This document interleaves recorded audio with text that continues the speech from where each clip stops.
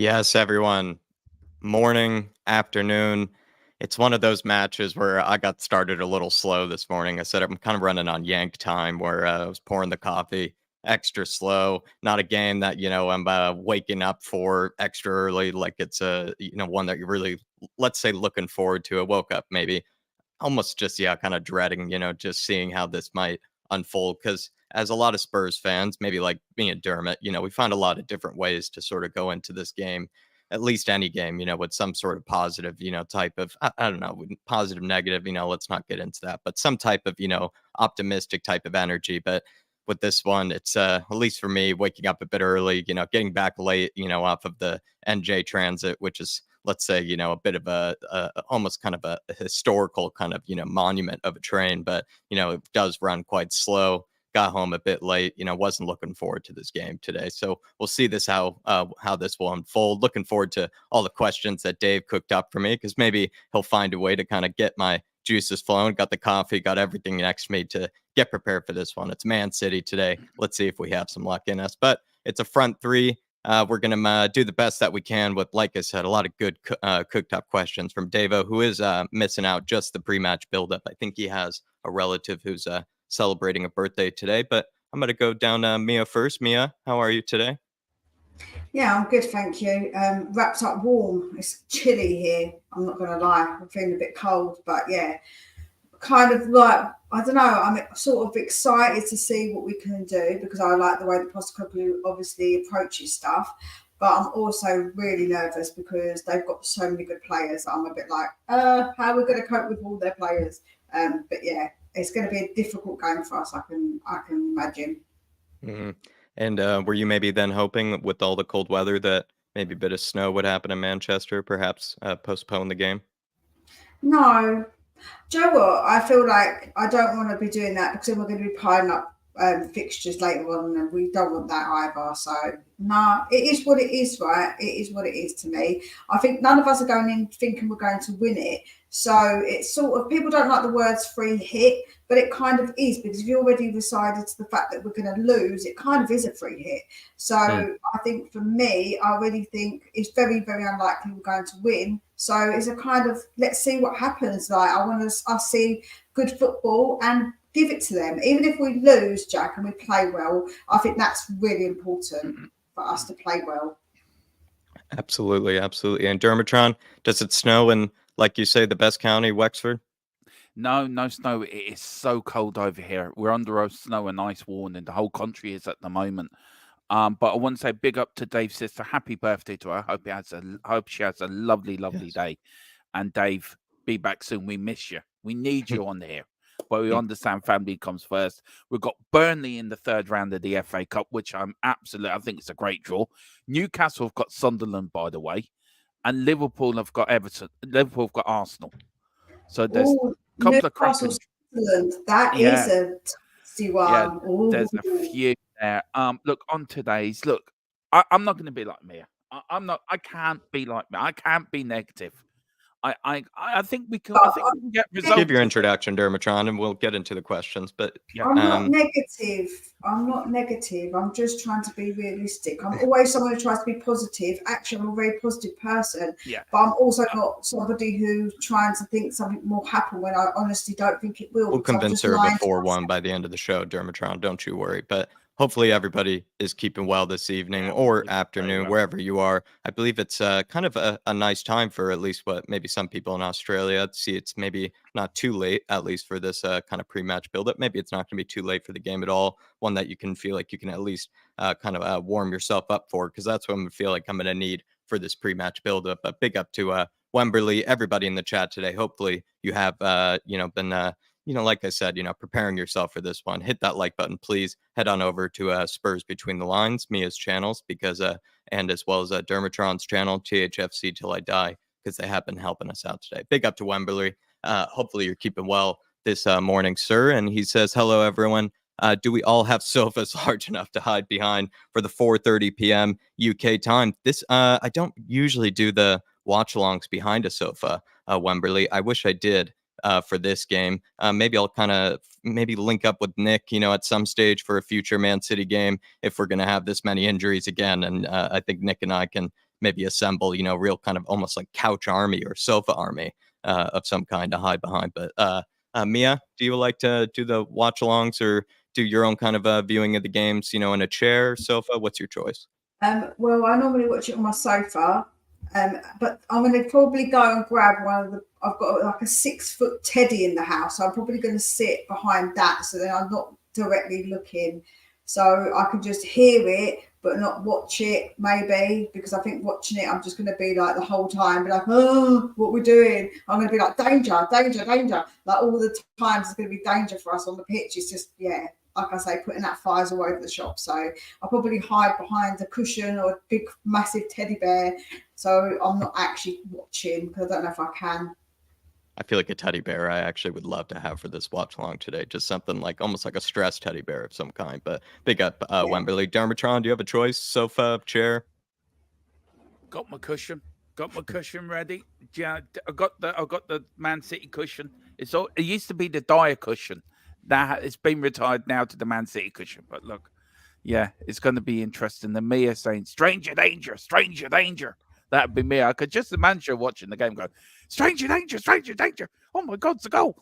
So yeah. No, I don't say stranger danger, I just say danger. Like I was like, there's danger because I can see what's going on the pitch, and I'm like shouting at the players, just get back, for God's sake, cover your man. Like honestly. She's hoping for Romero to come back. Her Capitan, because she knows Romero speaks her language on the pitch for sure.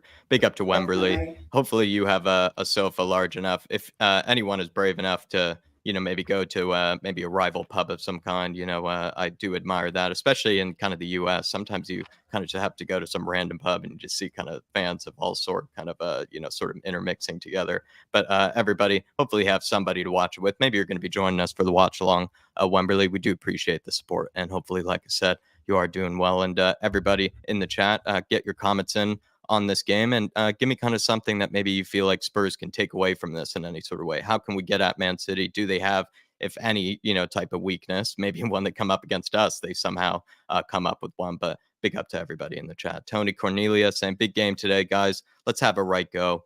We're City's bogey team. Come on, you Spurs. Let's hope that in some way continues, especially under a different kind of style of play, Tony. Big up to Ribsy85. Here we go again. Come on, you Spurs. Should be actually kind of the new Fabrizio Romano kind of maybe catchphrase there, because I'm starting to get almost a bit sick of those notifications. Ribsy, big up to you, sir, and hopefully you're keeping well. I believe it's like kind of checked earlier. I think it's not too late, not too crazy o'clock like you have to usually maybe watch the games. Big up to Mark New, big up to Mark New, Big Dave and Jack. Massive game for Big Ange's Wounded Warriors. This is the game for THFC to show us what they're made of. We're Pep's voodoo tomb. We've got your number, mate. Come on, you Spurs. Come on, you Harris Army. Big up to Mark New. Absolutely love that guy.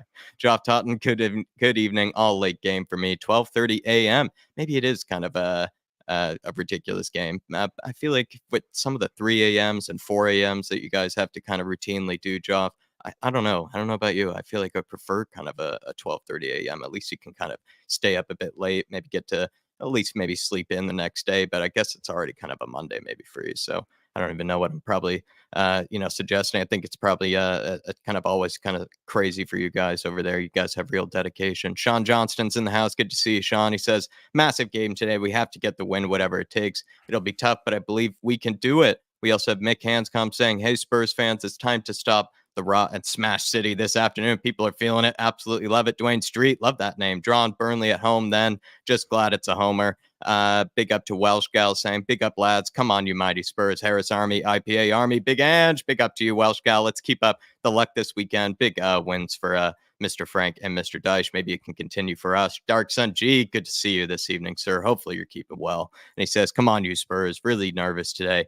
But hopefully Man City, Killer Sonny helps us get the win today. Also, I hope we get a good draw for the FA Cup. Want to see Hill start. We got Burnley, Dark Sun G. Hopefully you enjoy that one. I kind of thought they were the worst team in the Premier League until they absolutely smashed Sheffield United. So maybe I'm going to have to reconsider that. But I would say that is probably one of the more favorable ones we could have been given. And, a team like Burnley, I feel like we probably know more about them than maybe other teams, that we maybe have never come up against, let's say, so far this season. We have played them before, which I think also kind of plays into our hands. Big up to you, Dark Sun G.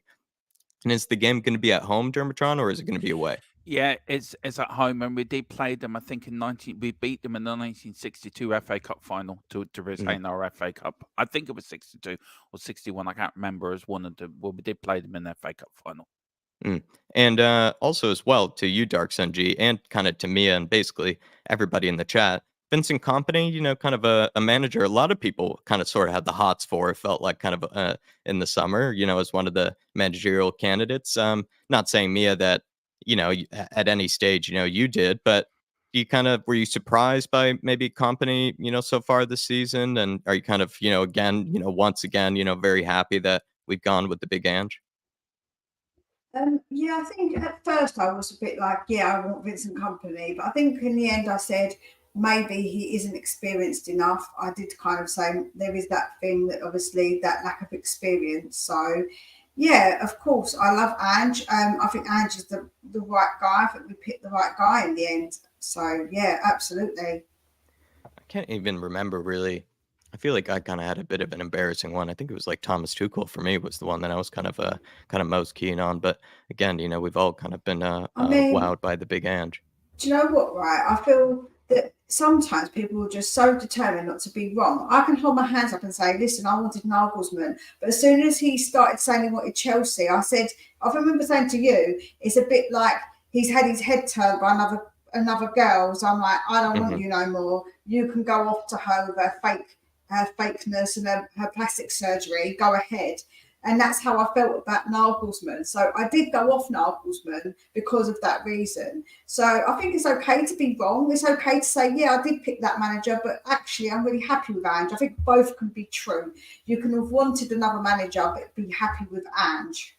Yeah, I feel like I'm just, especially in these trying times, under all these injuries, all the things that we've learned about the team, about just sort of him in general as well. It's just been, I couldn't be happier really with who we have in charge really at this sort of moment in time. And that's what also kind of makes me, just every manager that we seem to come up against sometimes feels like it's one of the managerial candidates, over the summer sometimes. And they just seem to be in a different situation, or at least maybe even the fans, questioning the manager more than I would say, at least in our case with Mr. Ange. Big up to you, Dark Sun G. Hopefully you're keeping well this evening, sir. And he also says, I want to see Hill start. I thought he, looked very sort of just positive, Dark Sun G. I wish he kind of whipped in a few more of those crosses because that one he put on Sonny's head, it was just absolutely, delicious. And it just felt like maybe he could have done a few more of those. And I felt like that maybe would have, added something maybe to the game. But I mean, we already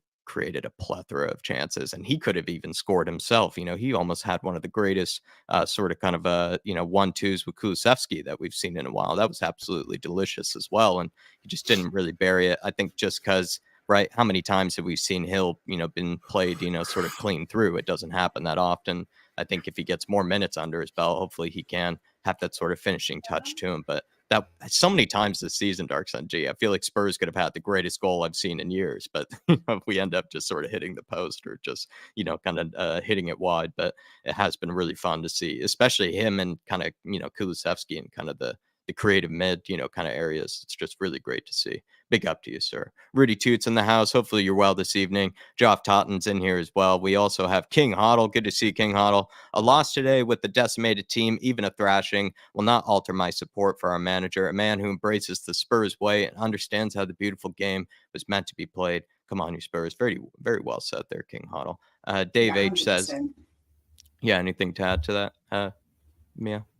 No, I completely agree. I think that for me, a lot of the time, I think it's like because we've had all those wins, I think that having these losses is making people sort of forget that we are on a journey and we're early on in the journey and we have to back Ange and support Ange ourselves and have faith in him. And the fact that he wants to play the way he wants to play is because he likes watching good football. And that's all we wanted to watch, right? We want to watch an attacking style of football, and that takes time to implement.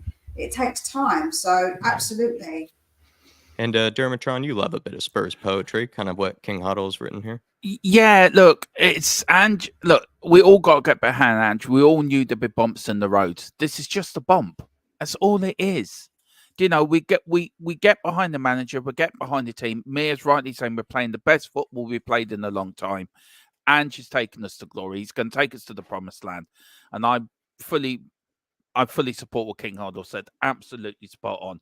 We are the mighty Spurs. We are rising again. All the rest of them are decreasing. We're back. The cockerel will crow again. Come on, you Spurs.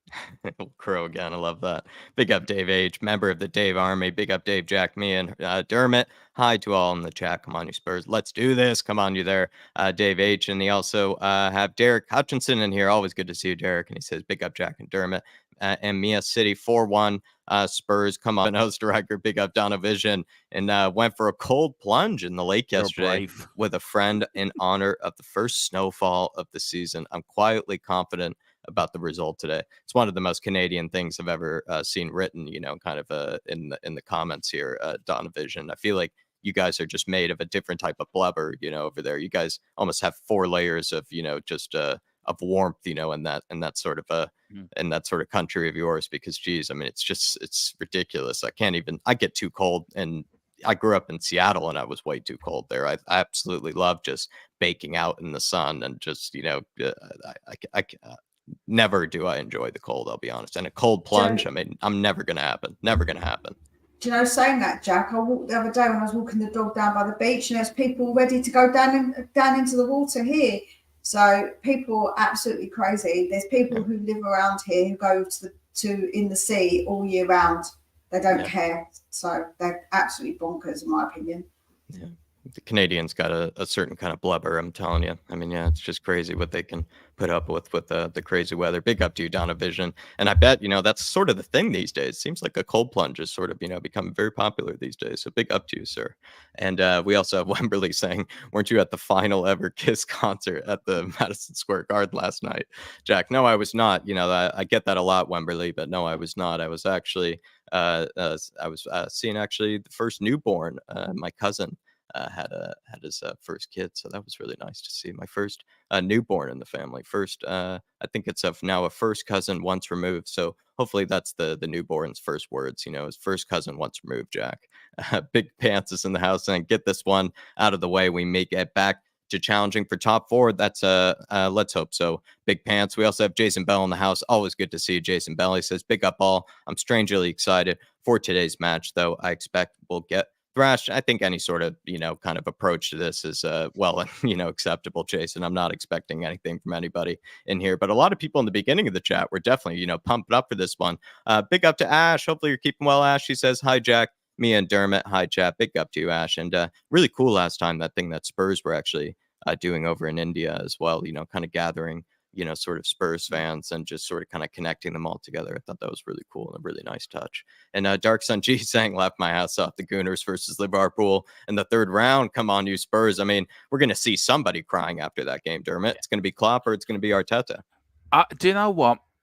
I don't like either team, but they just have Arsenal go out. I really do. I hope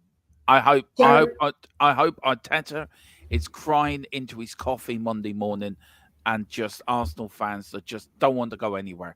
Spurs are going to win the FA Cup this year. It's our cup to win. Spurs are on the way to Wembley. I got the record ready down from the attic. It's already on the record player. It's going to be played after we beat Burnley. Chaz and Dave all the way to Wembley. I'm so excited. Joe, I hope that Liverpool win it, but I hope that they get some really bad decisions from the ref go their way. I hope they get some really, really bad decisions, get some players sent off, but still win it. So then both of them are crying. Yeah, I mean, if that's a possibility where you can get a 2-for-1, where you can get both of them crying somehow at the end of the match, that would be delicious, absolutely. And in some way, Dark Sun G, I hope that Spurs just sort of have a bit of a similar performance that we had to Burnley the last time, and the fact that it's at home as well. I mean, let's just hope for a similar. What was it, 5-1, if I remember correctly? Last time against them. That was one of probably the better games of this season that, you know, you can just sort of just ride that out for the whole week. And, you know, especially at home. And then we get to maybe see an Arteta Klopp sort of, you know, crying fest afterwards. That'd be delicious. Absolutely. Big up to you, sir. And we have Martin Knightsbridge in the house. It's lovely here in Spain. I imagine, Martin, it's lovely in Spain most of the year. And someday maybe I might find myself over there. My dad actually, you know, came back from Spain, and he gifted me an Atletico Madrid scarf because I am a fan of the Simeone. I do like sort of the crazy psychotic managers. So maybe when I look at that, I can think of the crazy Simeone. Mark New, if I didn't say hello, yeah, I did say hello, but always good to see you, Mark New. And we have Declan in the house. Kamikaze's in here. Dave is also in here. He's saying, enjoy the show. Everybody in the panel chat. See you around 4:15. Come on, you Spurs. This is the game where legends are born. Let's go. Mia, do you agree? Legends will be made tonight? Well, if we win this game, I think some legends can definitely be born. Enjoy your meal, Dave, and the time with the family, and big up to your sister, the one whose birthday it is, because obviously you have many sisters. So. He's I think he's the only boy as well, and he is. in that That's army why of sisters. That's why he gets spoiled by his mum, because he's the only boy. Dermatron, any legends going to be made today? Of course, Dave is right. Legends will be born today.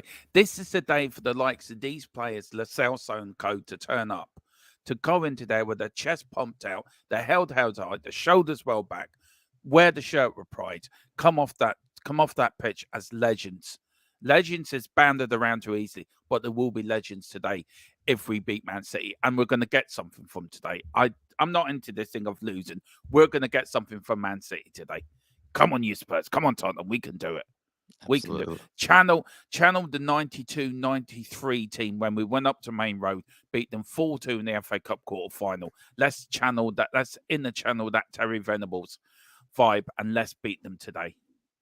Absolutely love it, Tron. Kamikaze saying, I have a good and bad feeling about this match. Not many teams try and play a high line versus City. Hopefully they shit their pants. I mean, it's something I've kind of had to just continually get used to, but it is quite amazing and fun to see just us dominate the ball against Arsenal in their own stadium. Like, it's impressive, and it's what a lot of fans last season, right, were asking for, and we're getting it, right, and so quickly. And I don't think we can complain, really, to be honest, Kamikaze. It's just been, I think, something that we're just, at least maybe like yourself, it's one that was, even while it was really fun and exciting, it's just for some of us kind of, you get time to get used to it and sort of, understand it, more and more and more. It wasn't even something I felt like I even understood after the first match at all, against Brentford, or even after Man United. I feel like I've had so many different lessons learned under Ange, and maybe because I was kind of a bit of a fan of the defensive managers of the past and everything. And it's nice to sort of maybe unlearn or learn new things, however sort of the phrase is. But I don't know. I mean, Mia, anything to add to that? Sorry. Yeah, I think that the way that we like to play is obviously different for different people. Me, I do like playing like that kind of football where you enjoy watching it. I do enjoy that. But if you're going to play defensively, you win, then obviously that's fine if you're winning games and you're implementing it correctly. But yeah, I like playing this kind of football. I think that it's good. It's nice to watch it. When I went to watch it at the stadium, I really enjoyed it. It's like an addictive feeling. You want to go and watch it again because it's so fun. It's so good to watch.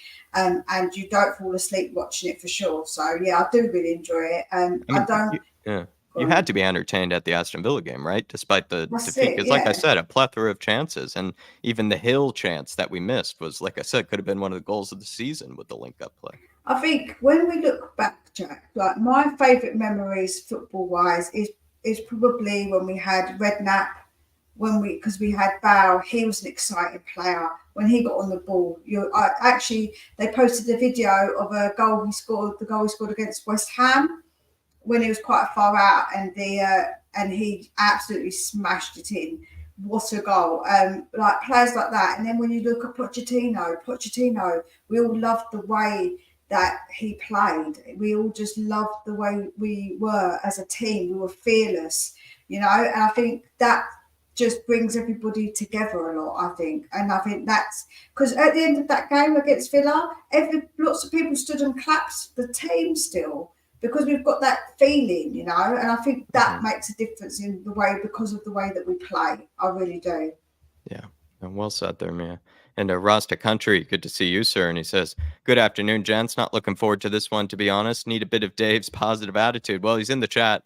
Rasta country, and now he's enjoying his roast dinner. But this, like you said, this is where legends will be made, and take whatever you can from that. I think that's an excellent tagline, really is. Daniel Sandoval, Slow Jamrod, good to always see you. And George Kadara saying tipping 3-1 to City win. Unfortunately, I mean, listen, George, like I said, any sort of mentality or any sort of kind of approach this game, especially wherever you are in the world or whatever time it is, this isn't the game that I don't think anybody's just sort of feeling pumped up for. And it's just because we don't have all of our weapons available to us. And it's a team that let's be honest, is, could be the best team in the world for, very good reasons, because often they just perform at a very efficient sort of type of rate, and they have far fewer injuries than us. I think they have most of their players, I think, bar De Bruyne, unless I'm mistaken, ahead of this game. But Davis, I think, done, some of the injury status. So I think I'll learn about that later. But George, I think, like I said, 1,000 times, I think any sort of mentality going into this game is perfectly acceptable. Big up to Spurs GC TV. Afternoon, guys. Let's do this. Come on, you Spurs. Rain Man's in here. Always good to see you, Rain Man. And we have Neil in here as well. Good to see you, Neil. Tequila, big up Mia Dermo, and the legend Jacko. Big up to you, Tequila. Hopefully you're well this evening, sir. And Ellie's in here as well, saying us and Woolwich both got home ties, and we should have most of our injured players back by then, too. When is actually the FA Cup taking place, Tron? When is the date? It's the weekend of the 6th of January, so the 6th, 7th, and 8th of January. Okay. Yeah, I mean, I think some of our players are going to be sort of returning around that time. How healthy will they be, Ellie? I think that will be up for debate. Hopefully, they're pushing strong to get back into the team. Though, good to always see you. And she also says, not many people are giving us a chance today, but this is a pre-match pump up, so there's no room for realism. That's all for the realists anyway. We have to be there and give the best of what we got and get that W. Absolutely love that, Ellie. I wish Dave were in here because I'd love for him to give us that, almost it's that motivational pre-match speech, ahead of this one, especially while it's a bit early for me. Future Music's in here. Hey, Jack, Mia, and Dermatron, although it would never admit it, the huge, powerful elephant is terrified of the little mouse. Interesting. I think of course they are. Of course, Man City are terrified of us. We're Tottenham Hotspur. Every team should bow to our strength, should bow to Tottenham Hotspur in the name of Tottenham Hotspur. We're one of the biggest teams in the country. We will rise today. We will go to Man City. We will show Pep, and Ange will show Pep, this is how you play football, mate. This is how you do it, mate. We're going to go there. We're going to give him a few kangaroos. Amazing. We said that to him after the end of the game, to Pep Guardiola. Yeah. Future Music. He's going to get Pep to do a trial of, like, to do an I'm a Celebrity. Eat a kangaroo's backside. Eat that, mate, for a goal. If you don't, then we win 3-0. Spurs are going to win today. Come on. I'm pumped up already. Oh, I love it, Tron. Absolutely love it. Big up to you, Future Music. Hopefully you're keeping well, sir. And I guess Derbatron, is using that as a bit of Spurs poetry there. Spurs GC TV saying anything can happen in football. 3-1 win today. Vicario hat trick. Let's put in a shift and play like we know we can and hope the football gods are on our side today. I mean, I think they often are in Man City games. So let's just hope they remember that today is a Man City game and they can be on our side. Big up to Coys. Big up to plenty in the chat here. I'm just trying to catch up and running a little slowly. I do apologize, but I'm just saying hello to everyone. Big up to Paul. Big up to Dark Sun G once again, saying lap my ass off. Man United lost to Newcastle, 15 men team and 4th in the Champions League. Or also as well, Dark Sun G, I must say, like, there was a bit of positivity, I think for some strange reason after, I think, the Galatasaray game, and I'm not sure why. I think it was just like watching a basketball game, between two teams, which is not exactly a compliment, sometimes when it comes to, when talking about two teams. It's just sort of talking about leaky defenses and, pretty decent attacks. But when you have a leaky defense, I think you're always capable of losing. And Newcastle find a way to grind out results. And that's sort of a credit to them. And I think a lot of people sort of could have seen this coming, and more Man United meltdown for us. And also it's just something that we can perhaps enjoy this weekend with whatever result I think happens after this one. But big up to you, Dark Sun G, and hopefully you're finding some reasons and some ways to maybe get after Man City today and feel some ways that maybe we can tear them apart. Big up to Pete Shaw. Good afternoon, panel and chat. I can't see a positive result today, but let's hope we can have a go 4-1 to City, I think. But once our players are back, we can kick on again. Big up to you, Pete. We also have Sean Maddox in the house. Big up to you, Shawnee. Hopefully you're keeping well, sir. Just trying to catch up. Skunky Works. Dark Sun G once again saying we are the team that got the most points versus Pep against City. And I think as well, especially in the Premier League, if I'm not mistaken, Dark Sun G, I think teams that even played far more games than us against Man City in whatever competitions, it could be various just sort of matches of any kind. And I think we have just the most sort of head-to-head kind of wins or some type of points, sort of record as well. I think we're just, like I said earlier, maybe the football gods just always shine upon us. But we've also found ways to sort of tear them apart with, I think, what was a very different style of play. And I'm excited to see how we can go after them today. It's just going to be very different than what it was before. And also Darks and G saying, can't wait for Cootie's return versus the Hammers. Laugh my ass off. Yeah, I mean, I kind of wish he was available for this game, though, Darks and G. I feel like I would actually feel really confident maybe about this defense if we did have one of Mickey Van de Ven or Cootie Romero back. But Mia, I don't know. Do you kind of understand where I'm coming from on that when it comes to Cootie Romero and kind of sort of the defense in general? I feel like I need either Mickey or him, and then I do feel a lot more assured about the defense. Yeah, definitely, because of the way they are, Jack, and the way they play and the confidence on the ball, the way they can play it from the back and the way they get back as well. So, yeah, I think that they're definitely players that are major miss. And I actually think Mickey's a bigger miss because of him being able to get back so quick, which means we can push on more, which we can then press. Because of the gaps that obviously we leave, we've got Mickey. Also because he's very good coming forward as well. Like he's a very good ball playing centre back, which at the moment we don't really have. So I would feel more confident if we had Mickey more than I would probably Romero. But yeah, even having Romero back would be a massive thing for us to have one of our regular defenders. Absolutely. Yeah. Definitely. And also, I don't know.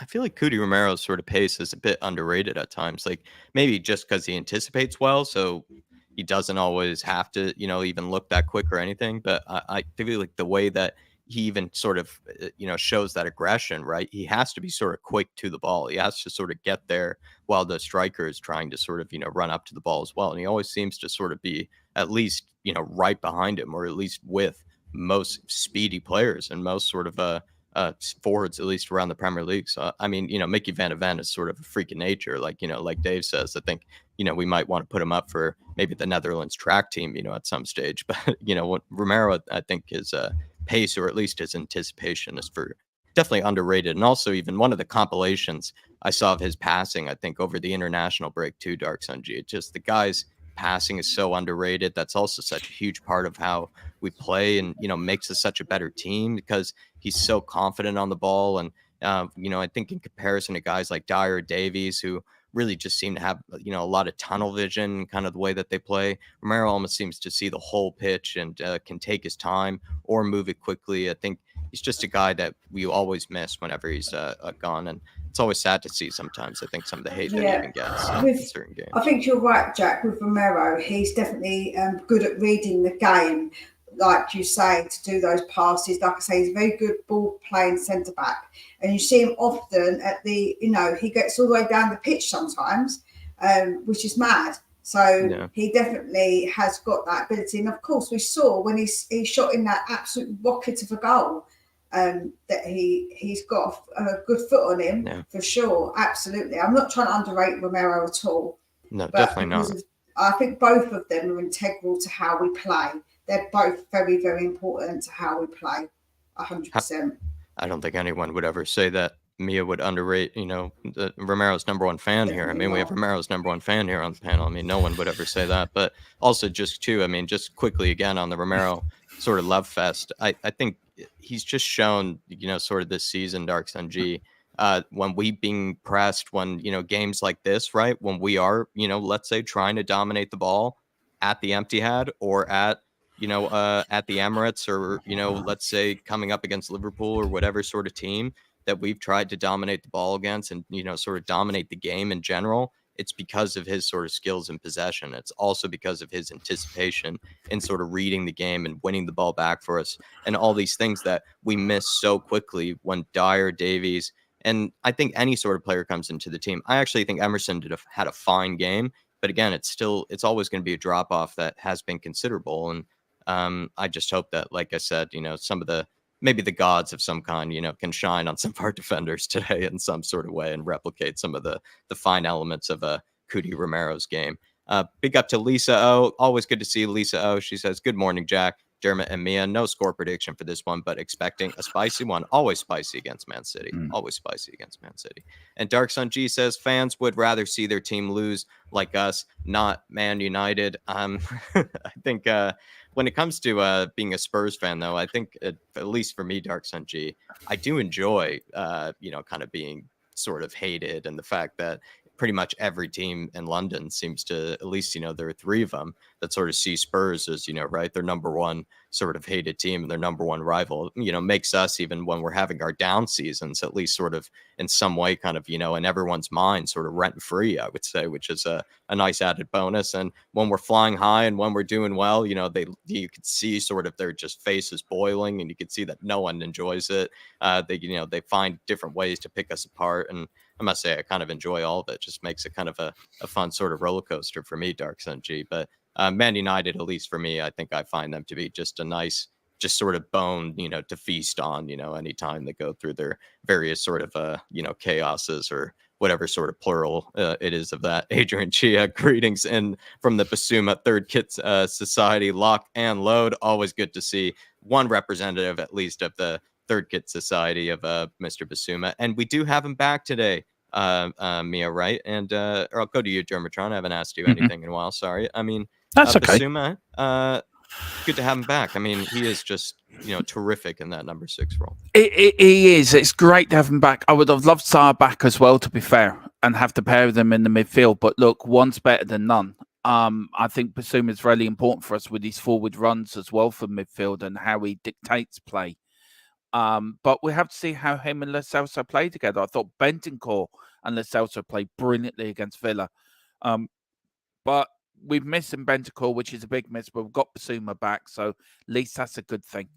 So we'll have to see what happens, but he's a bit more free to play. I agree what Dave said in his one of his pre-recorded streams, that maybe Bissouma has been playing with a little bit restrictions recently because of the suspension coming up, and he couldn't play his normal game. Now he can play his normal game today without any worries of being suspended for the next game. And it's great to have him back. So Bissouma's really impressed me this season, Jack. He really, really has. So keep it going, man. Keep it going.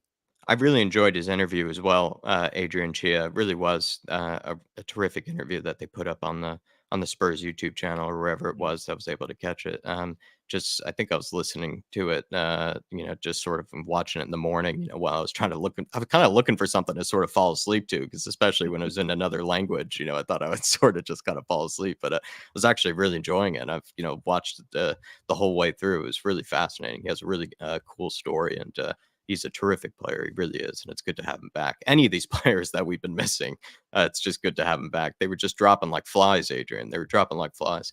Catman Jazz says, come on, you Spurs. Big up, Jack, Dermot, and Mia. Always good to see you, Catman Jazz, and celebrating 27 months. And I feel like, I don't know, I feel like we do say your name maybe once or twice in the chat, but I don't know. Maybe I'm forgetting, maybe we haven't seen you in a while. Just I hope that you're keeping well. You've been with us forever, maybe even been with this channel longer than even I've been here on this channel, which is one of the Mount Rushmore sort of type of roles I like to give it, or kind of call it. Big up to you, Catman Jazz. 27 months of service. Thank you so much. We do really appreciate it, and hopefully you're keeping well. If I do remember correctly, I think you might be one of those people up in Canada who have the crazy sort of cold sort of blubber and fur that somehow you're growing during these cold winter months. Big up to you, Catman Jazz. Really do appreciate your support. Sean Maddox. Funny you say that, Jack. I remember one of the first times when I was on watching you guys, and we started talking about ice cream. And I remember you were asking about Ben and Jerry's ice cream. Wow. What flavour? And that's what I remember from, because that was way before I even come on, because I remember Dave messaging me and saying, why don't you just come on? And I'm like, no, I can't, I don't want to. And then I got brave enough and I said to him, now you can't shut me up. So it's all Dave's fault. Blame Dave. You were just cooking in sort of the background until eventually, and then you just had to explode, pick up Catman Jess, and so many people. Yeah, really do appreciate your support over the years. We really do. Shawnee Maddox saying, going to the pub to watch with friends. Pep's nightmare will come true again. 3-2 Spurs win incoming. Today will be the rise of the Dawn Bomb. Sean, looks like you're not watching it behind a couch today. So like I was kind of, saying earlier, very brave of people like yourself, and watching it with friends. I imagine not all of them might be Spurs fans. So sort of again, maybe going to a bit of a neutral sort of setting, maybe of some kind. So very brave of you. And I hope we have at least a performance that you can be entertained by with you and your buddies. And maybe as well, if it's not the best sort of performances, maybe they can buy some beers or buy some whatever, maybe buy you an ice cream, like I was saying earlier, after the game. But really do appreciate your support as well. 3-2 Spurs winning coming with the Dawn Bomb in the end. Let's get a Dawn Bomb in the end. Maybe desperation time, 2-2. We're maybe feeling a draw, but he throws on Jamie Donnelly, gives us a Dawn Bomb in the end. Absolutely love it, Shawnee. Really do appreciate it. And the regular, another Mount Rushmore sort of candidacy, I would say here, with 25 months of service. Come on, you Spurs. Big up to you, the regular. We do really appreciate the support, everybody, and especially the regular. I mean, it's just a fitting name, especially for this sort of type of service to the channel. Really do appreciate you, and everybody that's been around the channel for as long as you have, or if you've just been joining us recently, we do really appreciate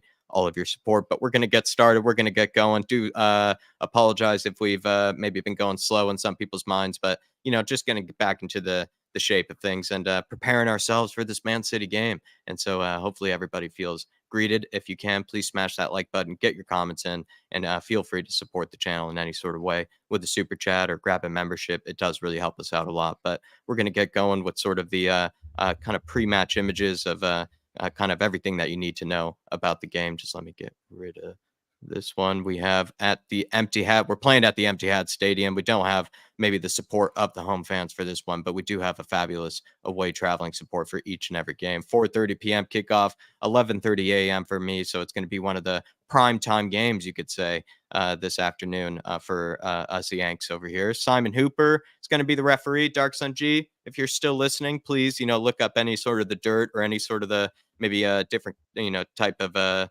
maybe bad calls that he's given Spurs in the past. I feel like there's probably a catalog, it feels like, at this stage with most of the referees. And VAR is going to be Robert Jones. So again, Dark Sun G or anyone in the chat, feel free to look up any of the dirt or any sort of the history that we maybe have with some of these referees here. TV, it's going to be on Sky Sports in UK and Ireland, USA Peacock TV, Australia Opta Sports, and Canada it's going to be on Fubo TV. We also have, for injury news, we have a catalog of injuries here. I mean, I'm surprised Dave was able to fit it all on one screen. He has Romero suspended only for one more game. I do believe we have him for the next one. Bentancur, of course, unluckily out with that ankle injury. And we have Van de Ven still out, Madison still out, Solomon still out, Sarr still out, Phillips still out. Phillips, I think, actually more recently injured. Richarlison, I think, is coming back by Christmas, if I do remember correctly. Perisic is out, I think, for the rest of time. And then with Man City, they have De Bruyne out. Grealish is out for this one with an illness. And then Mateus Nunes is going to be out as well. And I haven't even seen him feature really all that much, I would say, this season. So Man City don't seem to be missing too many players, maybe other than De Bruyne and Grealish there. So ahead of this game, though, everybody, and ahead of this game, I'll go to you first, Mia. We kick off our festive, sort of period off with this fixture. I mean, and then after we have West Ham, Newcastle, Forest, and Everton. How many points, and how are you feeling sort of ahead of this December period? This is when it gets sort of heavy, right? This is when the games start, happening quite regularly. So are you a little kind of anxious, a little nervous about the fact that we don't have, these weeks to prepare for each game now? Yeah, to be fair, Jack, when we was winning, I said that this is going to be the toughest period because we're going to have so many games. We're going to have them thick and fast. So I was always prepared for the fact that this was going to be a really, really tough period. I can see us picking up points here and there, maybe a couple of draws while we have got our best players out. Once they all start coming back, I think we can start maybe going on another winning streak. But it is going to be difficult. Ange won't have much time to prepare them. He's going to have to obviously let them have a rest day and then be straight on the training again. So it is going to be hard on all of the players, especially because we've got players out, which means we can't rotate as much, which then puts more pressure on the players that we have got. So it means that they're going to obviously be playing more minutes maybe than what we'd like them to, because we haven't got players to swap out. So yeah, it is going to be really, really difficult this period, 100%. I think there are going to be players that should thrive on that and should take advantage of that. I mean, you always hear them say, right, I just need minutes, to get back into the flow, and sort of get, kind of in, back into form. And this is a lot of players' opportunities to do that, especially if maybe they have to really fight for any sort of, type of minutes when mostly everyone is fit. So there are plenty of players that hopefully can take advantage of that for sure. But Tron, I mean, Yeah. it's hard to, look at the December period right now because, you're playing the games quite regularly. And even if the fixtures were easy or hard, that's kind of more the harder part, is that you are starting to play them more regularly. Thank God we don't have any sort of European football with all these injuries right now. But still, I think this is going to be tough. Yeah, December's going to be tough, but players love to play. They don't like training. They love playing. And I think it can go for us as well as it can go against us. But I think it would give these players more minutes, as you say, to get up to speed and what Angie's trying to do. We can't go looking at all these games and thinking, oh, we're not going to get much out of it. Look, West Ham, we can beat them at home. We've got to take the advantages where we've got them. Home games are winnable. It's the away games where you go at least pick up a point away from home to keep the momentum going. Look, we'll have to see what happens. We'll have to see what happens. But it would give the players minutes. I agree with you on that. With these games coming up, Christmas is always packed, Jack. You know that. It's one game after another. So we've got to go into it with a little bit of optimism, be a bit sensible. But I think we can pick up more points than what people think we are going to pick up, and just sustain our top 4 fight and sustain our Champions League place. Some of these games are winnable, so we just have to win the games we can win. The games we can't win, pick up the points away from home, and just take it from there. Yeah, I can see that. I mean, I think Spurs, just like Ange has sort of said in the past, are going to have to just look at it game by game, not even think about sort of any sort of future planning of any sort of type. Just go into each game and just, try to grab, I think what they, should be, and especially in the manner in which we play, try to grab a win. And we're not really sort of holding back in any sort of manner, right? We're not maybe going into one game, like clearly going for 3 points, and then another's, setting up for a draw. And plenty of teams do that, right? And I think there's, no shame in that. There's no harm in that. No. And whatever reason that teams maybe go about it, I think we could have, definitely been guilty of that in the past. But at least we do know now with Ange that we just seem to at least go after it, no matter whatever team we're coming up against, which does mean then we're kind of going for 3 points. And there is sort of a charm to that. Yeah, and it is. But look, you've also, Ange is no fool either. Ange will know that, look, we've got to go into every game positive. We're not playing under Conte or Mourinho where they're playing for a point from day one. From the first minute, Tottenham are playing for a point. Under Ange, it's given us such optimism, such encouragement, such belief that we can win every game. And the players are playing better, the team's playing better football. We've got to go into this Christmas period quite confident. I know we've got injuries. I know we've got suspensions, but these players will come back. And when these players come back, they're going to be fitter and fresher when it comes to the business end of the season, where other teams may have this bit of bad luck with injuries and suspensions. So these things go in cycles, Jack. But look, Christmas is so important, A, for our Champions League position, and B, to get momentum before our FA Cup run. So I Yeah. think Andrew will be very mindful of that. But look, why can't we not be confident of getting as many points as we can at Christmas, Jack? We should be. I mean, I Yeah, think go you on. can have whatever. I think you can have whatever points prediction Mm. you want. But I think what sort of makes it easy in a way is that Spurs just seem to go for 3 points no matter what Yeah. it is, no matter what team we Yeah. seem to come up against. And there is sort of an easiness to that. There is kind of makes it kind of I don't know. You just sort of kind of go into the same game with the same mentality and sort of Yeah. the same expectation of how we're going to play. And there is sort Mm. of a simplicity to it.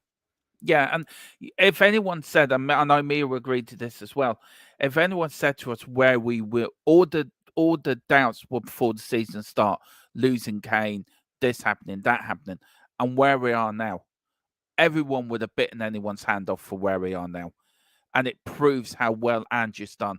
I know what Ange did up at Celtic, and he's done what he's done up at Celtic at Tottenham in a shorter period of time. Mm-hmm. It shows Ange is the man for the job. He's the man to take Tottenham. He's our Bill Nick. He's our Keith Birkinshaw. He's our Terry Venables reincarnated. And I think we're playing better football now than we played on the Poch. And I stand by that comment. I really do. Good comment from Rain Man saying, I know it's slightly crazy, but I don't think points are important right now. What is important is a strong mentality and embedding our new positive approach. Well said there, Rain Man. And also, King Hoddle, I'm going to start your question for later, sort of on kind of the tactical things on sort of the possession and everything. But another question for maybe I'll go back to you here, Dermotron. Man City are the outright favorites to claim all 3 points, but can Spurs spring a major shock despite the absence of a number of key players? And I know that you like to, spin a positive type of maybe, win, some type of dream win scenario. But we have won 5 of the last meetings against Man City in the Premier League. Why do you think the football gods love to shine upon us, against these guys? Look, I can understand. Look, Man City are not this all-conquering machine. They're a football team. The Premier League, anyone can beat anyone on a given day. Luton can beat Liverpool on a given day. West Ham can beat Manchester United. Well, mind you, everyone's beat Man United at the moment, so that's probably a bit too easy. But I think that we have Pep's number for some apparent reason. Either it's been Conte or Mourinho or Ange. He does not like coming against football. And it's just one of them things. Managers have bogey teams. And we're Pep's bogey side at Man City. We can get a result up there today. Why can't we not go up there with some positive bit? All them away fans going up there today thinking we're going to lose. No. I bet you a majority of them are thinking we can get something from today. We can get a result today. And I'm not going to... Look, I respect everyone's opinion. I respect Mia saying, look, I understand what Mia is saying. Absolutely. But I just think we've got Pep's number. We're Pep's bogey team. And we can go up there and at least get a point. Why Joe, what though? We've beaten him. Can I just quickly say, Mia, sorry. It's like Rocky 4. I said it before. We're Rocky. Man City is Ivan Drago. And he was unbeatable, and Rocky beat him. We can do it today. We can go up there and get a result, and Ange will bring the points home to White Hart Lane. I'm fully confident of that. If you think about how we've played against them, the reason that we've won is because we've basically sat back and hit them on the counter. We're not going to do that today. We're going to be giving them exactly what they want by going toe-to-toe with them. To go toe-to-toe with them, if we had our best 11, I would be much more confident that we could get something out of this game. But with the defenders that we have got so many good... I can give you at least 10 reasons why we're not going to win it. And they're the 10 of those players are the outfield players on their pitch.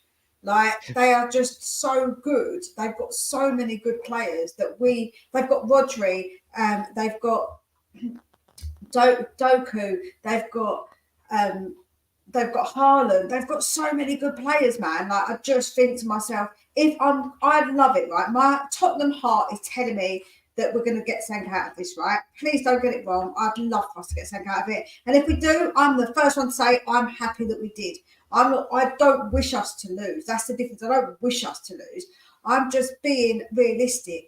I feel like at the end of the day, they've got so many good players that it's going to be extremely difficult for us. Extremely difficult. We're going to have to be on our A game completely, and for them to have an off game and to be a little bit off, in my opinion, for us to win this. And I'm just feeling like I'm being realistic with what I'm seeing in front of me. Yes, they aren't an all-conquering team, but they kind of are, because they've won how many times? They've won the Prem, so they kind of are all-conquering. And they've won big already this season. They've already smashed a few teams, you know. They've already smashed a few teams. So if they want to, of course they can smash a team. 100%.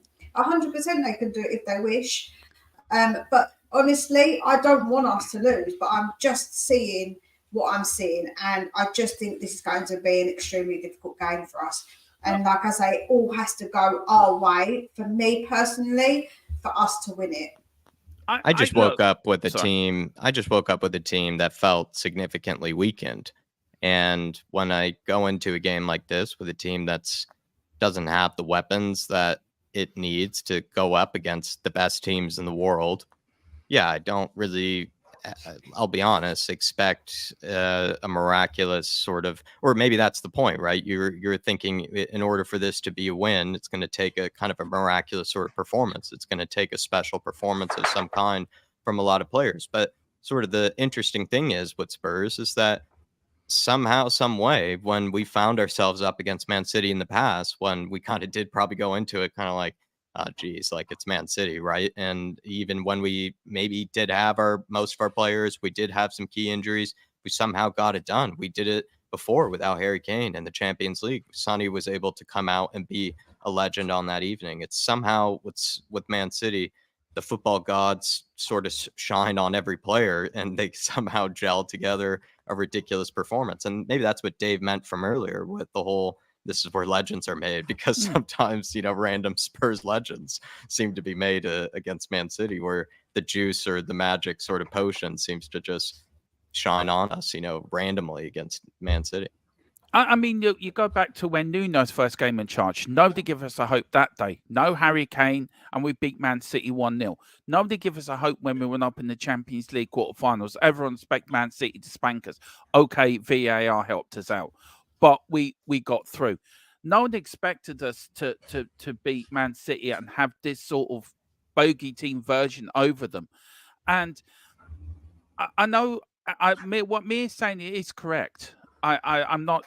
What Mia's saying is very, very.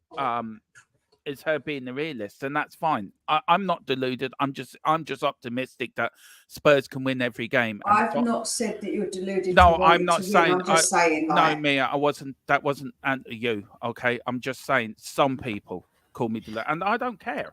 I'm just an optimistic that we can do well every game. I know my football. I've watched football a long time, and I'm confident. When our backs are against the wall, this is when Tottenham are at their best.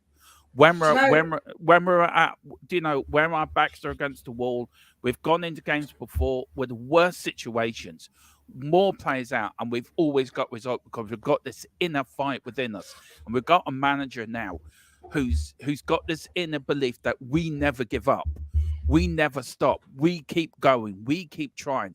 If you don't try, you don't succeed. You got to keep going. And if I put, like, somebody in the chat called me an idiot. If you think I'm an idiot, that's your opinion. Fine. But I'm a passionate Spurs fan, have been for 43 years of my life. I will never change. I haven't changed then. I'm not going to change now. Also, this lady below is no poppet to no one. I'm telling you that now. She is scrappy, dude. She will ignore them. Yeah, I would say ignore them. At the end of the day, I've got my own thoughts and my own feelings, my own mind. And if people don't believe that, then they should go over to my channel and watch me, because I definitely have my own opinions about many things, and I disagree with many people about things. So I'm not somebody who is told what to say and what to do. Absolutely, definitely not. Let me add them. Yeah, but for me, the most important thing for us today is the performance. As someone said, like, it's not about the result for me today. It's about our performance. Yeah, exactly. I want us to go out and give 100%. And I'm not going to be upset if we lose, but we give 100%. Do you know what? That to me will make me proud that the boys went out there and they gave it their all. And against a team like Man City, that's all I can ask for at this point with the team that we're actually trying to put out. Yeah, exactly. Well said. Well said. Leighton Evelyn, did you not just hear my happy clapper speech earlier, man? I can't just re-spin that again, man. Like hopefully. Go back. Leighton, just go back. Just go back a little bit because I don't know if I can do it a different way because I really did. You know, I went into it sort of talking about how we're so weakened, but I just spun it into, just one of those halftime, happy clapper speeches. So if you need to go back and see what, we're sort of predicting, just go back 30 seconds. Big up to you, Leighton Evelyn. Hopefully you're keeping well, sir. And you have, let me know if you got a big couch as well, like people were sort of suggesting earlier, Leighton. I bet Leighton goes into certain games, definitely behind the couch for sure. Martin Knightsbridge saying, I got a good feeling about today. Let's do this. Come on, you Spurs. Big up to you, Martin. And I bet you have a good feeling about it because you're watching out in Spain, man. I mean, I think anybody would have a good feeling about any game if they're watching out in beautiful Spain, not having to worry about the cold or of any kind. I mean, that just sounds, terrific. Nice sort of pina colada, maybe late afternoon, bit of Spurs, bit of just sort of Premier League football, Spain. Just sounds terrific, Martin. So I bet you have a good feeling about this game. Maybe a bit of Spain bias happening here, Mia. Yeah, it's all right for some being out in the nice weather, even though because in Spain it doesn't often, it's a bit like Cyprus. They don't get that really cold weather in certain parts of Spain. So yeah, I'm sure that it's nice there. And good luck to you. Enjoy your pina coladas. Enjoy what you've got there because it's blooming freezing here. And I could just imagine myself on the beach, because a hot beach anyway. I live by the beach, but it's a cold beach. So. In Dermatron, he would go for a 10-0 if he was in Spain. If Dermatron was in, you go for a 10-0. He'd have vacation bias. That's what he'd be having, Martin. I would, yeah. I would, Jack. I totally agree with you. 11-0. 11-0. No, I didn't. And by the way, I didn't go and sit on the beach this morning. Definitely not. Yeah, you didn't go sunbathing, though. You didn't get a few tans, no, me. All right. Definitely not. Maybe tomorrow. Definitely not. It's definitely have to wait a long time for that sort of thing. Martin Knightsbridge, big up to you, sir. Hopefully you're keeping well. Do appreciate the support for the channel, and thank you again. For choosing us for the pre-match build-up today. Really do appreciate you. And we also have Ugly Fish saying, "Enjoy the game, everyone." Thank you, Ugly Fish, and thanks for joining us earlier in the chat as well, and just watching us throughout the show. Really do appreciate the support as well on top of it, my man. And we will try to enjoy the game as best we can. I think Ange Postecoglou always tries to deliver that in some sort of fashion. Donovan Osterreicher saying, remember that time we got turned over by the worst Southampton team in 10 years and we walked up to the Etihad and stole the W from Pep's clutches? I'm not worried. Donovision, this is why, it's good to have people like you and sort of the happy clapper army with myself, because when it comes to Man City, I like I said, I'm not waking up really excited about this game or in any way sort of, anticipating it or really. I'm going into it anxious. I'm going into it nervous. But I'll be honest. I believe in the dust. I believe in the Man City sort of magical, dust that we seem to have against them. We just are their bogey team, and we just find magical ways to pull off these ridiculous performances when we least expect it, or even maybe when we do have a slight feeling. But I've never gone into any sort of Man City game really expecting us to win. But I do believe in this funny type of I don't know what you call it, but this funny type of this luck that we seem to always have against them. And that's why I like your sort of attitude going into this one, Donovision. And there's a reason why Pep is always nervous, in some sort of way. Even they had to get some sort of bus, or I saw images of the fans were gathering before the game, in some sort of huge fashion to welcome in the team before the game. I mean, that just shows how nervous they are, Donovan, before this game. I mean, they're absolutely terrified of the mighty Tottenham Hotspur. But all 10 supporters, all 10 Man City supporters went up there. That's nice of them. Yeah, they had to hold them off, Mia, though. They had to hold them off. But they must have won their tickets in the cereal boxes. That's apparently how they get their tickets nowadays, because they try and give them away. To you here, Mia, it is practically unheard of for a manager to deliberately rip up a tried and tested winning formula against such a formidable opponent like Man City, right? With the sort of defensive masterclasses and, magical performances that I was alluding to earlier were often very defensive ones. But what are we expecting from Ange Postecoglou today? Do you think he'll change things up? How do you think we'll get on? And if he isn't going to change, what type of game are we going to see? No, and won't change. When I was talking in like with the girls earlier, Joe, I said it's like to be honest with you, Jack, it's like trying to learn the piano and then halfway through going on to like go and play the drums and learn the violin and then expecting to be able to play a piano. Like the reason that that Postecoglou sticks to his guns is because the players need to learn to play this way. So there's no way that he's going to change that. He will adjust things because if you think he put Kula down the middle, he outed Dyer and outdid him and got rid of him from playing because he saw enough of him and thought, nah. So he does change little things and tweaks them, but the way we actually play, he's not going to change that because he wants it to be implemented. And the best way to do it is practice makes perfect.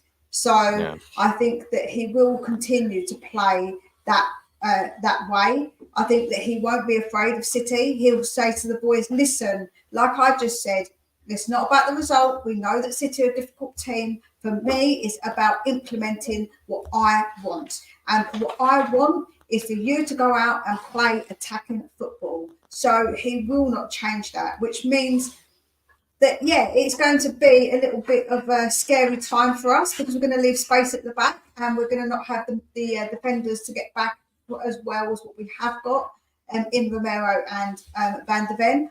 But he won't want that to change. He played it for Wolves and look what happened. The best form of defence is attack. And so the longer we keep the ball, keep it down our end, try and attack them, the better chance we have. So for me, he isn't going to change. It's going to be a bit helter-skelter. It's probably going to be one of those like, geez, at half-time, you're going to have to sit down and calm yourself down a little bit. Probably have a stiff drink if you're that way inclined. For me, I'll probably just sit down with my cup of coffee and be like, wow. And it's one where you go on a walk on a beach, maybe, you know, to have time. Go and have a little run at the beach for 15 minutes and be like, whew, that was something. So I think it is going to be like that. But do you know what? At least I'm entertained. Are you not entertained? As it said in the film Gladiator. I think that's the main thing. The thing is, we're going to be entertained by this game, but it is going to be an absolute help. I think it's going to be a bit of a mad game for sure.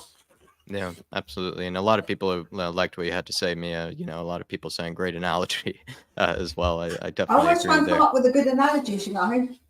Who doesn't love a good analogy? Who doesn't, helps it out even more. And I must say, I agree with the whole, no matter how this sort of game ends up unfolding in whatever fashion, it does feel like at halftime, we're all going to, sort of have, a big audible sort of like oof of some kind, afterwards, because it's going to be in some way, crazy. And I feel like even if the result is somehow expected at halftime, whatever, person feels like maybe they get proven right or wrong, it will be, I think, crazy in some sort of fashion. And the pace to it, I think, will be something that will also be interesting, even with, sort of the injuries that we have. We still at times, have, like I said, again, and I keep referencing some of the, passages of play we had with Aston Villa and some of the chances that we still ended up, creating and, trying to tear them apart was impressive with all of the injuries and all of the sort of weaknesses that we now have. And it could still happen against Man City, and we might not end up, being able to put anything over the line, but still, like, there's going to be sort of a pace to the game and sort of a different energy to this game that we haven't had probably in, of course, previous performances and previous games, because there was a tried and tested formula that, was working for Spurs and was working for those managers. I think even the managers we had back then, right, were almost a bit of sort of Pep's Bogey kind of managers in a way too, right? I think Jose has an okay record against Pep Guardiola, at least for a while he did. Conte had an okay record, I think, against Pep, at least for a while he did. And those sort of guys like to set up against him in that sort of way that always Pep struggled against, right? Yeah. Yeah, well, when you look this year, what did Arteta do? He did change how he played against them. He did play how he normally would, because when they did do that, they ended up losing. So even someone like Arteta actually did slightly change how he played. Now, each manager to their own. He wanted to do that. He did obviously play maybe slightly different. However, Ange doesn't want to do that, like I say, because he wants all of the team to know how we play. That is so important to him. And it just proved that they are taking it on board, because we did play Aston Villa. The minute we lost Bentancur, that's when I believe things did change. But he drilled that into them, because when you watched how Kulu played, how Bentancur and how Lo Celso played together, they played really well together. They absolutely was bossing that midfield. So now we haven't got one piece, because we haven't got Bentancur, but we have got Bissouma back. So we could still set up like that and still have Kulu in the middle and still really play, like, we'll still get those opportunities and still have those chances. 100% we could still do that. Yeah, definitely. And Dermatron, take King Hoddle's question here, which I think is sort of kind of in connection to us breaking away from this old formula that we used to have. He's saying, how much possession will we get in this game will be interesting, given how adept Man City are at dominating the ball at home. Yeah, it is. I think we're not going to get as much possession as we normally do. I think that City do dominate at home, but I think it's all about when we've got the ball, that we take our chances when we've got the ball and be more penetrating when we do have the ball and use it wisely. Because at Man City, you don't really get that many chances, but so you need to make your chances count when you've got the ball. I don't think we're going to have as much possession as we normally do, but look, we'll have to see what happens. City have not been great recently. They've been a bit dodgy at the back. 4-4 against Chelsea, and maybe this is probably a good time to play Man City. And Ange will make sure that we're well organised, and when we don't have the ball, we'll sit in as an 11. But we do have the ball, we'll be as expansive and as free flowing as we can. So I think possession is the key today, and I think if we can do better than Man City with our possession, then that's the key. That's the key to unlocking the door, I think. I wish they had a few more injuries, especially in the Rivalry department. That would be nice to see, because he's sort of a guy, kind of like when we lose Kudu Romero and Mickey Van de Ven, he's been the glue to their team. And that's actually been, in a way, their sort of kryptonite somehow, and at least in recent sort of seasons, and that he's just gotten a much more defined role, or he's just, just proven to be one of their better players that they don't really have any sort of adequate replacement in any way for, despite, all the resources. And it'd be nice if they had maybe a bit of a leveling of the playing field, at least in that case. Look, I'm going to say something here. For I don't know if May will agree with this. With the midfield, I wouldn't put Højbjerg in there. And for me, being a big Højbjerg fan, I would stick Bissouma and Lo Celso in that midfield and play Kulu in that cam role. I think you've got more balance too with Lo Celso and Bissouma than you would with Bissouma and Højbjerg, because Højbjerg is more a defensive footballer, where Bissouma and Lo Celso are more front foot footballers, if you know what I mean. He sort of went with a version of, what was the midfield last time? Wasn't it Gio, Bentancur, and Kulusevski, right? Yeah. And then he went for Højbjerg as the replacement. Yeah. But in theory, that could be Bissouma, right? It's sort of all the same sort of player that he's plugging into that number 6. And that could mean then Højbjerg would sit on the bench for this one, considering Bissouma as the number 6, or the first number 6. Yeah, definitely. I love Højbjerg. Don't get me wrong. I'm still a massive Højbjerg fan. Love the man to death. He's our Danish destroyer. Jack knows that. Ellie knows that. And I know me and Mia have had many arguments on Højbjerg, to be fair. We've had, and we continue to do so while he's at Tottenham. And I love them. I love all the arguments me and Mia have, discussions. But I think today you start with Bissouma and Lo Celso and Kulu in that middle 3. I think it's more of an effective middle 3. I think than he would be. Højbjerg is more, if you're 2-0 up and you want to sit back, then stick Højbjerg in.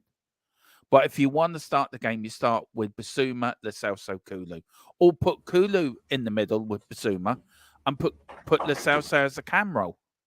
It's interchangeable, so everyone can interchange into another system if in other places. So that's my opinion. Sorry, Mia. Can I also say to Rain Man, there's a big difference between Ange and Arteta.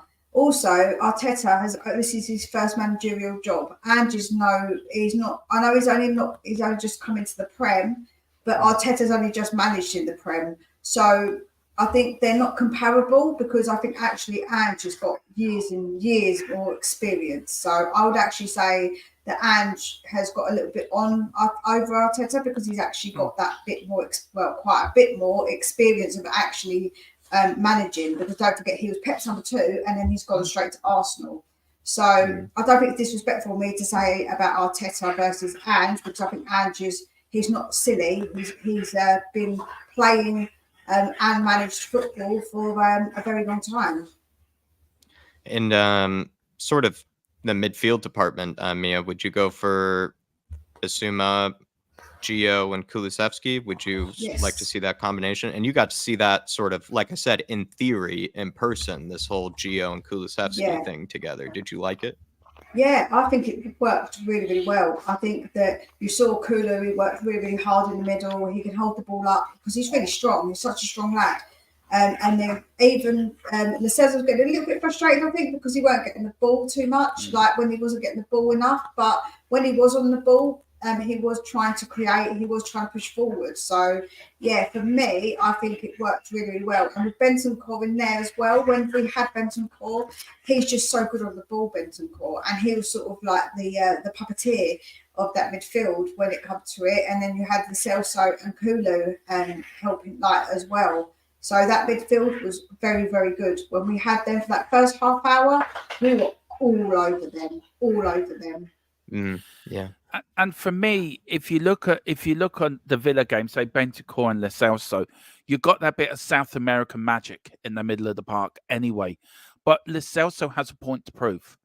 Lo Celso, of some of these players have points to prove today. So it's down to them now to step up and say, right, I'm going to prove Ange that I want to be in his team. I want to be in his team for going forward for next season and that. And I think a lot of players may surprise us, and Lo Celso could be one of them players that will stand up and say, right, this is what I can do. And make Ange think, do you know what? I'm going to keep... Because he's a ready-made replacement for Maddison. If Maddison is injured, at least you'll have a backup there in Lo Celso to come in. And he can play anywhere in that middle three. So, look, for me, it's a whole lot about players' attitude and players wanting to prove Ange wrong today. And I think that will go in our favour, that these players will go out into that pitch thinking, right, I'm going to prove that our manager wrong. I am worth keeping with January coming up. I am worth keeping. I am worth keeping here for next season. I just think it can be. I think Lo Celso will have a worldie today. I really do. Just got this feeling he will. In theory, I think he was trying to go for something where it's Gio and Kulusevski together, and then it's whatever preferred number 6 he has, to fill in there. And if he were to then play Højbjerg in a number 8, or play Bissouma and Højbjerg together is maybe a better way to put that. That would be different to his sort of approach to the Aston Villa game, actually. That would be, in a way, you could say, a more conservative approach of some kind. Or even though I love finding reasons to throw my man Højbjerg into the team and, come up with reasons why he should be in the 11, I actually think that would be a change to how we approach the Aston Villa game. And so if I were to try to predict Ange ahead of this game, I actually think he will throw Bissouma in, and we might see Højbjerg as perhaps more of an impact sub. And it was either you or Mia that said when he is looking for a bit more game management, someone that can kind of come into the game as a midfielder, have some touches, sort of just spray the ball around, maybe force Man City to have to run around a bit more to try to catch up with it. I think Højbjerg can be that guy, and also relieve Bissouma of some of that sort of defensive, kind of work and energy that is required for, a huge period, especially in this game when we've been kind of saying it'll be a crazy sort of pace and a crazy sort of type of energy to it. Well, and you know me, I love finding reasons to throw Højbjerg into this team, but I think that would be a big change, actually. Yeah, for me, if you were to throw him into this game with Bissouma, should I say? Sorry. Yeah, for me, one of the things was that we ran out of legs last week and we didn't have many options to change. Now we've got because we've got Bissouma back, we have sort of gotten a way to sort of change it. So I think that it'd be probably better to start off strong and to go a bit more attacking with Bissouma and Lo Celso and Kulu. I think that probably would work better. And like you say, if we need to change, at least we have got Højbjerg there. If we do need to change it, obviously once we've got Sarr back, it's even better. When Sarr comes back from, if he does get to go to AFCON, if he's not injured, then for me that'd be perfect, because we've then got a switch up of Bissouma and we have got Sarr. So we're going to have Benny. So we're going to have a lot of ways to change our midfield up, and to get those fresh legs on to change it. So yeah, I think for me it's always good to be able to have that, and have those options. Yeah, definitely. But I just, if Ange were to make that sort of Højbjerg addition to Bissouma, I'd be definitely surprised. Actually, I sort of weirdly expect him to go right where he's not going to concede to Pep Guardiola, right, where he's not going to think about any sort of extra defensive type of workman in there. I think the way he went into that Villa game surprised me in the first place, but then it also made so much sense with how Ange really wants that midfield to play. And with Kulusevski, his work rate is terrific too, and having him more centrally has been kind of interesting. And it's where he's also had a lot of, fun quotes as well, where he seems to be really, I guess, I don't know if he looks more comfortable in kind of the central areas, but he seems to just feel happier, I guess, there. At least he had a lot of very sort of like, it was like a kid in the candy shop, felt like kind of quotes, whenever he gets to play, more centrally in a team. And I think this is a good chance for Spurs, even though it's Man City. Maybe we get to learn something different about guys like Gio, like Kulusevski, and maybe it gets, chance then for Hill, and we can move around Brennan Johnson or Sonny. I think, if we go with Højbjerg, like I said, I love Højbjerg, but if we go with Højbjerg and Bissouma together starting today, it actually will take away from whatever other players that we could actually maybe see something from, and what Dave said originally, make a legend out of. But No, yeah, definitely. And DJ Samuel, good to see you in the house. Hopefully you're keeping well, sir. Our man out in North London, Scotty Hynam, is joining us as well. David Clark, always good to see you. Hopefully you're keeping well. We also have Work Dan, and as well as making sure I'm not missing anybody. Orishanam, big up to you, Orishanam. Hopefully you're keeping well. Just have a few more questions before I have to get things kind of all prepared for the watch along this afternoon. Are there any similarities, you would say, in how Pep Guardiola and Tottenham have been playing this season, on sort of a tactical approach, would you say, Mia? Like, have you noticed maybe them setting up in kind of a similar way? They kind of have gone for sort of a back four of center back. So I actually would say Pep has kind of changed a bit more recently.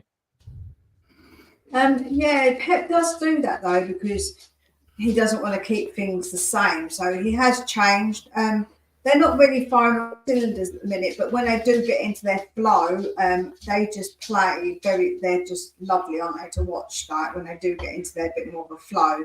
And it is similar, because it's very much that possession-based football. It's also where they like to press, which we do. So yeah, it isn't actually that dissimilar. It's just that we're at the early stages of it, and they've been doing it for a very long time, Jack. So they're very good at it, and they've got new players like Doku, and Doku is the top assister for them. He's a very, very good player. When you watch him play, you're just like, wow, this guy, like, every time he gets the ball, I'm going to be worried personally. So yeah, they have slightly probably adjusted what they do, but Pep, like I say, does like to do that. And for me, they do play. They like to have that possession. That's why it's going to be interesting with the possession stats, because they are a possession-based team, aren't they? Mm. And whoever dominates the ball in this game, you would think would, win the game, considering that both teams kind of do want to dominate the ball. But it will be a game that, I don't know, will be just a game of sort of a basketball, just sort of end-to-end, Dermot? Or do you see it being kind of a more controlled, maybe slower game? How do you see this unfolding? Look, the Premier League's always fast and furious. It's always sort of, played at a pelter. Look, I can see this game being end-to-end. Both teams attack, so it's going to be an end-to-end game. It's just the team that takes their chances. I think that's going to be the end game of this game. Whoever can take their chances will win this. But look, look, City have been vulnerable lately. They haven't been brilliant. Yeah, they've been picking up points, but their defense is a bit leaky. You look, they conceded 4 against Chelsea. They went 2-0 down during the week. I know they won 3-2, but they still went 2-0 down in Europe. They haven't been playing this brilliant football that they were playing last season. And I just feel that they're gettable today. I just feel they're gettable. And look, I think it's all about chances. Football is about taking your chances. If we took our chances against Villa, we would have won that game against Villa. It's about taking our chances today. It's not about Sonny, Johnson, Kulu, Lo Celso, and Bissouma and Hill taking our chances. And that's all we can say. And then the rest of the team doing their jobs, not switching off, not switching off at the wrong moment. Concentrate for 100 minutes. This is what today is about. If we take our chances and concentrate, we can get a result today. And I think it's all about taking chances. And that is the Premier League in a nutshell. It's played at 100 miles an hour. It's about taking your chances. Who takes your chances wins the game. Yeah, and Spurs haven't been that clinical of late, No. Dermot. So we need, I guess, if this is sort of the magic that we need, right? We need players to step up, especially I would say in that department. I think we'll need a huge masterclass from some of our defenders against Man City, but we will perhaps get some half chances here and there, and if we do in fact take them, that could really give us at least some sort of hope that maybe we can get something out of it. But if we don't, and the more that we don't take chances, the more you're going to give maybe especially a team like Man City a chance just to really get that first goal. And once they get the first goal, they could really run away with things. But let's hope that we can be more clinical on the day. Sonny, though, Mia, has been a Man City kind of a killer in the past. He has scored 7 Premier League goals against Pep Guardiola's Manchester City. Can he be as clinical this season as our man Kane was up front for us in previous seasons? Can Sonny, we've kind of, I think, asked you probably this before, if he can get like 20 sort of plus goals this season. But I mean, we kind of need him today, I think. And there were some criticisms, I think, of his recent performances with his finishing, or at least with some of his, sort of play in general. So we need Sonny, a big performance from him today. Yeah, he's always been a bit of a purple patch player, Sonny. As much as I love Sonny, I think he's when on his day, he can score some outrageous goals. Like we've seen them, the goals that he can score. But he was just last week against Villa, it was just so like he was offside those 3 times. It's just like, for goodness sakes, it was really frustrating. But they're probably not going to try and catch us maybe offside as much, so it'll probably be a little bit, hopefully, be easier, and he won't get caught. But yeah, I think Sonny can. I think that Sonny always has it in his locker, and against Man City, like you say, he does love a goal against City. He really does, and he knows now that he does have to step up in this big game. And I think in these games, I think that he does step up. I've seen him in the past when it has been those kind of games and it is all on his shoulders when we've had someone like Kane out. He does take it upon himself. So I'm hoping so. I really am, that he could be more clinical. Because today it's about us being clinical. If we get 3 chances and score 3 goals, we have to do that. That's where I think it has to be. We have to be that clinical side today. We've got no time for missing, hitting the posts, hitting the crossbars, going wide. We've got no time for that today. We have to be clinical against City, because when they want to be, City can be very, very clinical. Of course, with Haaland, he's a very clinical striker, so he will score goals. So we have to be clinical. With every chance we get, pretty much we're going to have to score, because we're not going to get that many chances. So, yeah. And Darren Cobain, good to see you in the house. And earlier, Sean Maddox said, I think as well, that, we sort of need to win the midfield battle as well if we're going to have, a chance of, maybe getting after Man City. I agree with that. And also the way that sort of our midfield sets up, versus theirs is also kind of maybe similar in a way. They sort of have maybe a hardworking kind of second sort of striker, I guess, and, Julian Alvarez, but he's almost like a Kulusevski in that I guess he's going to be operating a bit deeper, sort of will track back, work hard for the team, and kind of be, kind of moving around in possession. And then you also have, a creative midfielder like Bernardo Silva that they also have just sort of float around in the team as well. And that could be maybe like a Giovanni Lo Celso, and they do kind of set up quite similarly, at least in sort of the midfield area, I would say Man City and Spurs. But what is kind of different is kind of Guardiola has gone for these very defensive center backs this season, and just going for four very competent defensive players first, right? That are tough to sort of get past in the one-on-one area. So that's where also Spurs kind of, yeah, they have to be clinical with their chances, but it's also going to be harder for them to maybe always get past their man, because it's sometimes just this big 6'4" center back sort of standing out there that has pace and has the agility to keep up with most of the players. So we're also just going to need to be on it with our touch and just with the movement in general and use each other. But I think what's a beauty in how we play is we do play quickly, right? And maybe some of those center backs in Man City, let's just hope, can get caught off guard by how quickly sometimes we do play. You know what? The thing about the last week was Sonny was taking too many touches, Jack. So many times he was taking them too many touches. And I was like, oh my goodness, stop taking too many touches. You're right. We have to be quick. Like I just said, the fact that we're not going to get many chances is because of the way, obviously, they defend. So when we do get those opportunities, we have to be quick, we have to be on point, and we have to be clinical. We can't be taking these extra touches. We're going to have no time for these extra touches that Sonny kept trying to take the other day. He just kept trying to take those touches, and it just, we need to be more like direct.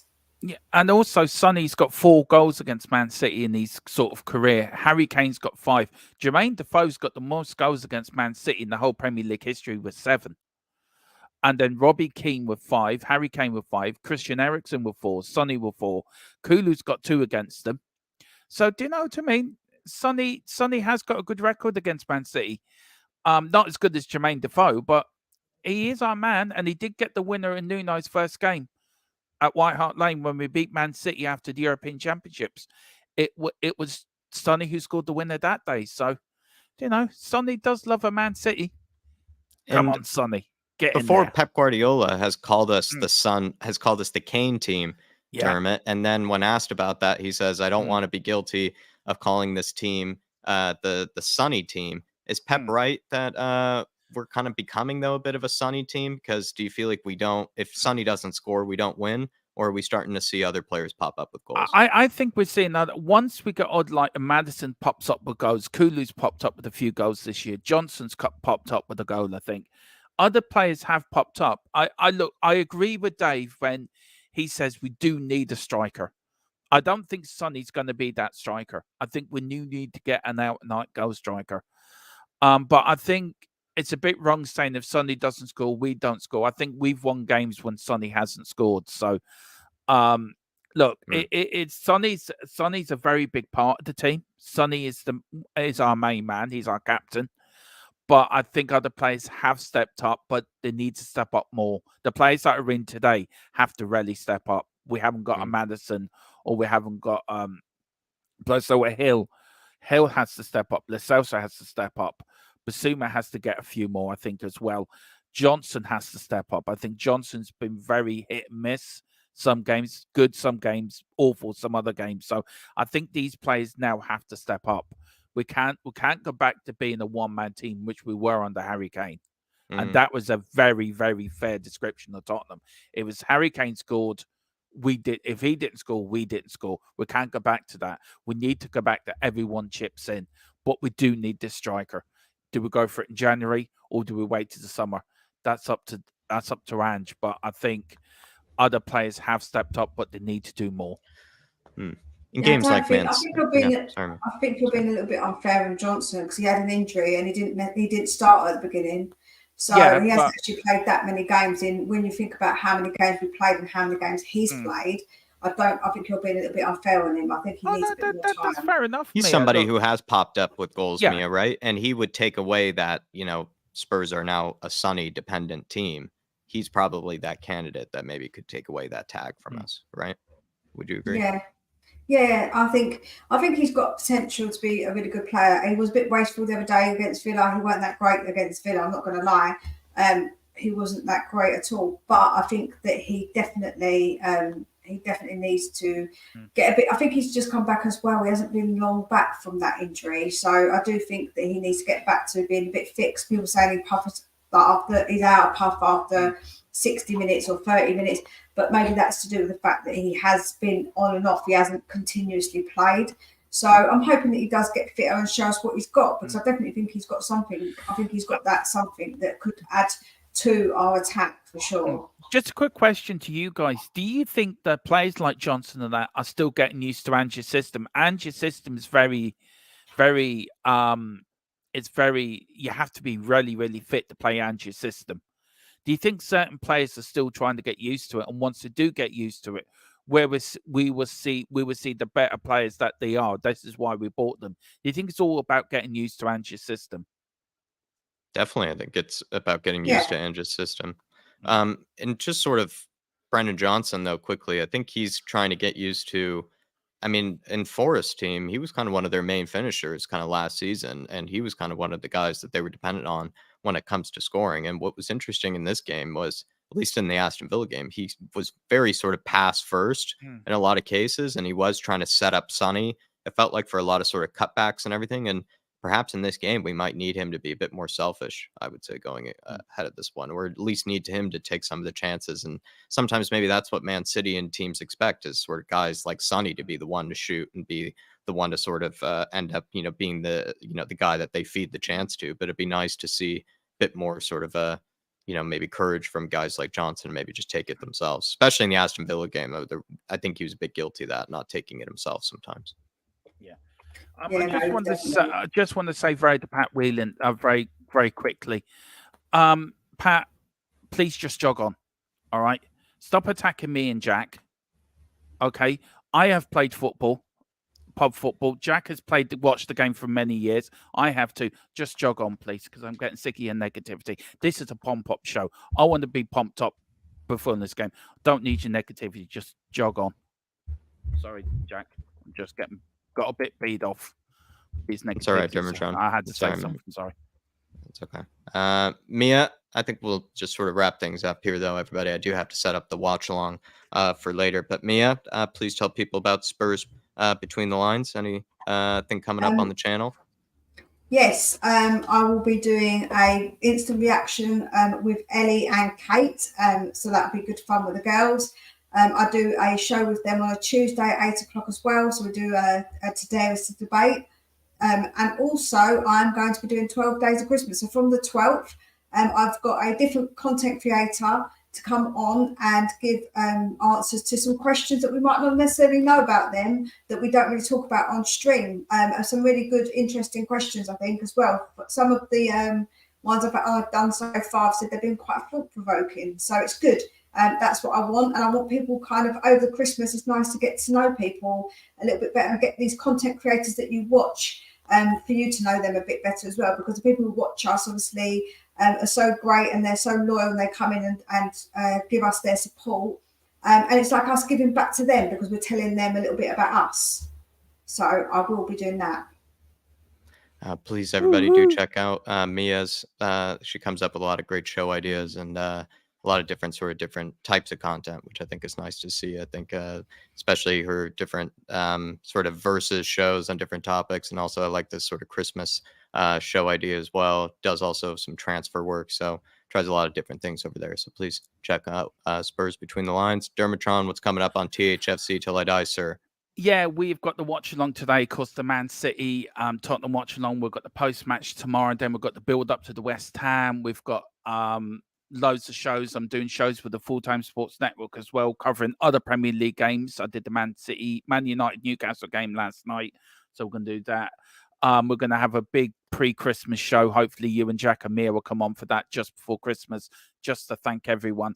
And I just want to say, please, everyone, subscribe to Mia's channel. Mia is a scrappy do of the community. She is a great. She's been on me a few shows. We've got the roundtable discussion. Mia's always on there. So big up to Mia, and also big up to Jack and Dave as well. The mothership to THFC Till I Die. These are the guys that give me my confidence to come on to do what we're doing as well as Mia. So please, everyone, like and subscribe to Jack and Dave's channel. Like and subscribe to Mia's channel as well as my own. And also, I just want to say a big thank you to everyone who supports us YouTube community, our YouTube creators, because we don't have all big channels behind us. So we do all appreciate all of you so much. But Spurs win today. I'm going for a 2-1 win. I'm sticking to my guns. Tottenham till I die. Come on, you Spurs. Come on, new Spurs. Everybody, thank you for joining us for the pre-match build-up. Do appreciate it. If you haven't already, smash the like button on the way out. Check out Spurs Between the Lines. Check out THFC Till I Die. Please join us later for the watch-along. Dave will be joining us later. He's rushing home to meet me up for the watch-along later, and please join us for that. And if you're going to be watching it behind the couch or on the couch, wherever you might be watching it, if you need somebody to watch with, please head on over for that. But I think we'll wrap it up there. Come on, you Spurs. In the big Ange we trust. We never stop. And we really do choo indeed, man. And also appreciate everybody that showed a bit of extra support for the channel. Ugly Fish, Martin Knightsbridge, the regular, Shawnee Maddox, Catman Jess, Adrian Chia, Dark Sun G, and also Wemberley as well in the beginning of the show. We do really appreciate the extra support. But we'll be seeing you. Choo. Come on, you Spurs. Big Ange. Come on, you Spurs. See everybody. All aboard the Mir train. Choo. February